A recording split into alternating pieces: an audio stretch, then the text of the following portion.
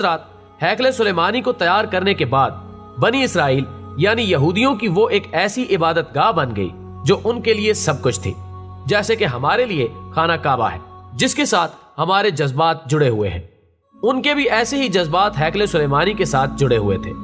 اللہ نے ان کو بہت سارے انعام و اکرام سے نوازا تھا، لیکن شرط یہی تھی کہ اللہ کی بندگی میں رہتے ہوئے وعدہ وفا کرو اور بدعمالیوں سے بچو۔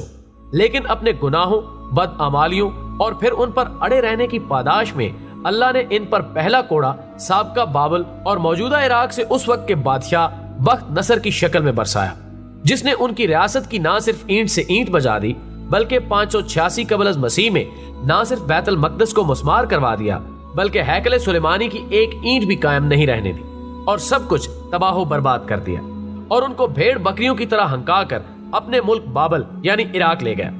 بعد ازاں 539 قبل از مسیح میں اس وقت فارس یعنی موجودہ ایران کے ایک نیک اور صالح بادشاہ ذوالقرنین، جسے سائرس اعظم بھی کہا جاتا ہے، بابل کے بادشاہ بخت نصر کو شکست دینے اور اس پر غلبہ حاصل کرنے کی وجہ سے اس نے یہودیوں کو واپس ان کی سرزمین یروشلم بھیج دیا،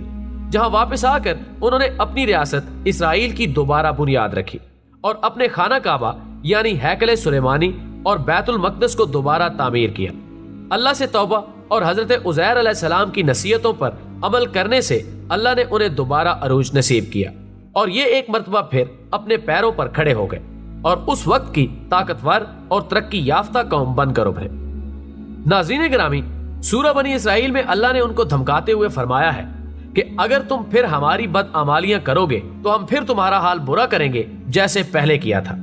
لیکن لاتوں کے بھوت باتوں سے نہیں مانتے، اور وہی ہوا، یہ قوم اپنی بدعمالیوں سے باز نہ آئی اور گناہ عظیم کرتی رہی اور ہر بار کسی نہ کسی صورت میں مجرم مرتب ہوتی رہی۔ لہٰذا ان پر آخری عذاب اس وقت کی سپر پاور سلطنت روما یعنی موجودہ اٹلی کی طرف سے ان کی دوبارہ اللہ سے کی گئی بدعمالیوں کی پاداش میں آیا، اور اس وقت کے رومی جرنیل ٹائٹس، جسے عربی میں تیتوس بھی کہا جاتا ہے، نے 70 عیسوی میں ان کی پھر اینٹ سے اینٹ بجا دی۔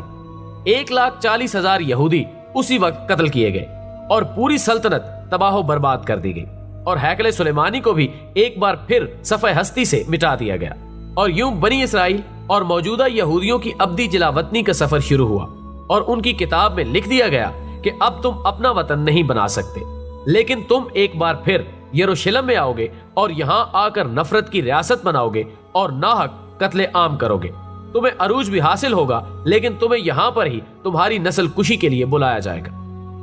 خواتین و حضرات، اس کے بعد اسلامی خلیفہ سیدنا حضرت عمر رضی اللہ تعالی